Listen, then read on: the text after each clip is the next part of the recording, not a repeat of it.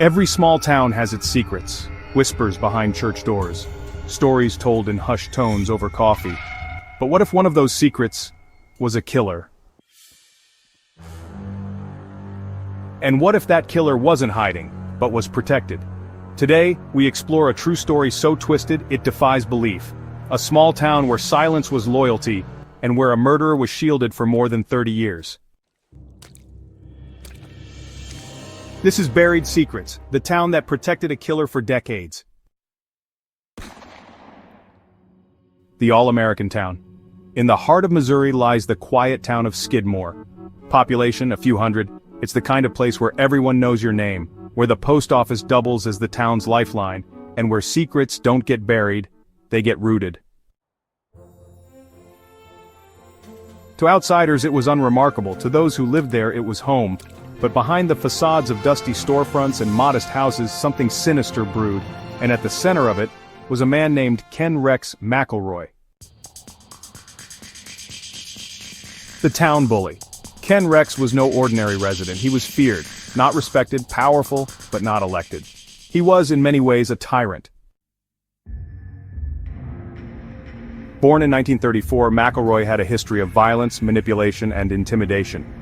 He dropped out of school in 8th grade and quickly developed a reputation for cattle rustling, theft, assault, even statutory offenses.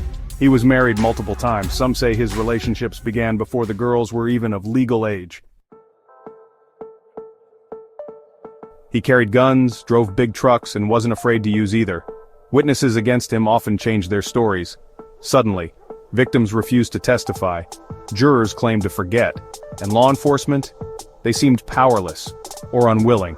He had over 20 felony indictments, but not a single conviction that stuck. Ken Rex McElroy had made himself untouchable. A town held hostage. Residents of Skidmore didn't just dislike Ken Rex, they feared him. He stalked people who crossed him, parked outside their homes, threatened them openly in diners and grocery stores. He once shot a man in the stomach during an argument and walked free. He harassed store owners, bullied farmers, and was even accused of unaliving livestock as a form of intimidation. He was a master of legal delay, hiring lawyers who knew how to drag out proceedings and intimidate witnesses. The town didn't just lose faith in the justice system, they began to feel trapped in it. But one day, the town's patience snapped. The breaking point. In 1980, McElroy was accused of unaliving a local grocer's 70-year-old wife during a dispute over candy that one of his children allegedly stole. The grocer, Ernest Bo Bowenkamp, survived, but the bullet tore through his neck. This time charges were filed, and remarkably Ken Rex was found guilty of second-degree assault. But as usual, he appealed the sentence, and while awaiting appeal, he was released, armed and angry. He returned to town, sat outside the grocery store, stared down his victim, and laughed. Residents begged authorities to intervene, but McElroy was still technically innocent until proven guilty, so he walked free, but not for long. The day justice took another form. On July 10, 1981, McElroy drove into town in his Silverado pickup truck. Beside him sat his wife, Trina. He walked into the D&G Tavern, as if nothing had happened. That morning, about 60 town residents gathered at the American Legion Hall. The topic? Ken Rex McElroy. People had had enough. The law had failed. The system had failed. And they believed only one option remained. McElroy left the tavern shortly after noon. As he got into his truck, shots rang out. Dozens of them. He was hit multiple times, slumped over the wheel, gone. His wife Trina screamed, claiming she saw dozens of people outside. But when police arrived, no one had seen anything. Not a single witness, not a single confession, not a single charge filed. Ken Rex McElroy was gone. The Wall of Silence. What followed was one of the most baffling investigations in American criminal history. Dozens of residents were interviewed. None said they saw who pulled the trigger. Even though the killing occurred in broad daylight, on Main Street, with at least 45 witnesses present. The FBI investigated, so did state authorities, but the code of silence held. The bullets were real, the death was real, but in the eyes of the town, justice had finally arrived. To this day, no one has ever been charged in the unaliving of Ken Rex McElroy. The killer may have been one person or many, but whoever did it, they were never punished. And the town? They closed ranks. Psychology of the mob. So how does a community, peaceful, ordinary, end up complicit in a public killing? The answer lies in collective trauma. McElroy didn't just harm individuals. He held a town hostage, over years, through fear, threat, and violence. Psychologically, this builds a phenomenon called diffusion of responsibility. When everyone feels equally responsible, no one feels personally guilty. It also triggers group moral justification, where the group rationalizes extreme actions as necessary for survival or justice.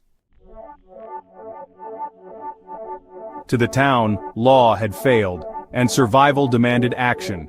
What happened on that summer day was not premeditated in a courtroom, but it was born in the minds of dozens of people who had finally had enough. It was a real-life example of vigilante justice, a concept often romanticized in films but terrifying in practice, because once that line is crossed, where does it end? Aftermath and echoes.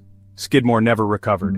In the years after McElroy's death, tragedy continued to haunt the town. A young girl was found missing in 2001, her remains discovered years later. In 2004, another brutal family crime shocked the area. Residents began to refer to their home as cursed. And yet, the McElroy case remains the most infamous. Books have been written, a documentary was produced, and Trina, McElroy's widow, sued the town in civil court. She claimed wrongful death, and eventually settled for $17,000. But no name was ever revealed, no gun recovered, no justice by legal standards was ever served, or was it? Was it justice? To this day, opinions are divided. Some say it was murder, plain and simple. Others say it was self-defense, not of the individual, but of the town itself. Legally, it was a failure. Morally, it's harder to say. Because what do you do when justice refuses to knock? Do you wait behind your door, or do you walk outside and take it for yourself? Skidmore made its choice, and no one ever looked back. The story of Ken Rex McElroy isn't just about one man, it's about what happens when power goes unchecked, when fear becomes a way of life, and when an entire town decides that enough is enough. It's a story of buried secrets, not just beneath the ground, but in the hearts of people who vowed never to speak. And maybe, in that silence, they said everything they needed to. What do you think? Was it justice or murder? Let us know in the comments. And if you believe stories like this deserve to be told, like, share, and subscribe to uncover the darkest corners of the human psyche, where truth is stranger than fiction, and silence can be deadly.